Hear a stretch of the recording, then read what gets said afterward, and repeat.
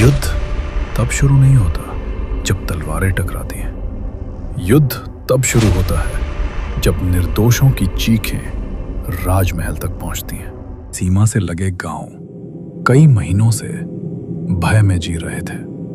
दिन में सब कुछ सामान्य दिखता था। बच्चे खेलते थे, बुजुर्ग पेड़ों के नीचे बैठते थे और किसान अपनी फसलों को उम्मीद से देखते थे।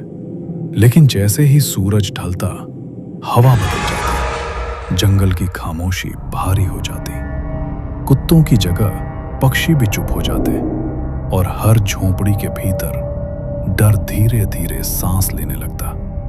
रात के अंधेरे में दुष्ट साम्राज्य के हमलावर छाया की तरह आते। ना कोई चेतावनी, ना कोई ऐलान, ना कोई युद्ध का शंख। बस अचानक टूटते दरवाजों की आवाज और फिर चीखें। कभी घर तोड़ दिए जाते, कभी जलती मशालों से पूरी बस्तियां राख कर दी जाती, कभी खड़ी फसल घोड़ों और पैरों तले रौंद दी जाती। महीनों की मेहनत एक ही रात में मिट्टी हो जाती। कोई बड़ी सेना मैदान में नहीं उतरी थी, कोई ध्वज आमने सामने नहीं लहरा रहे थे, लेकिन हर हमला एक युद्ध से कम भी नहीं था, क्योंकि हर बार एक परिवार टूटता था।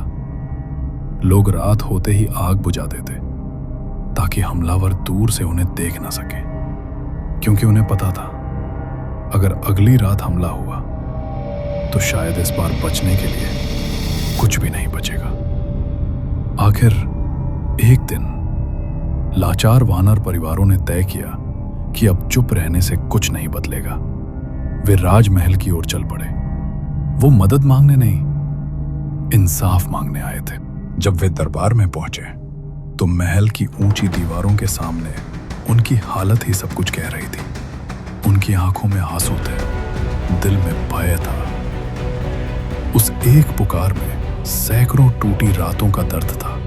और पहली बार राजा ने सिर्फ शब्द नहीं सुने, उसने आने वाले तूफान की आहट सुन ली थी। राजा समझ चुका था, अगर अब भी कुछ नहीं किया गया तो अगली आग सीमा पर नहीं रुकेगी, वो बढ़ेगी गांवों से किलों तक और किलों से राज्य के हृदय तक। अब फैसला होना था, चुप्पी रखी जाए या इतिहास बदल दिया जाए।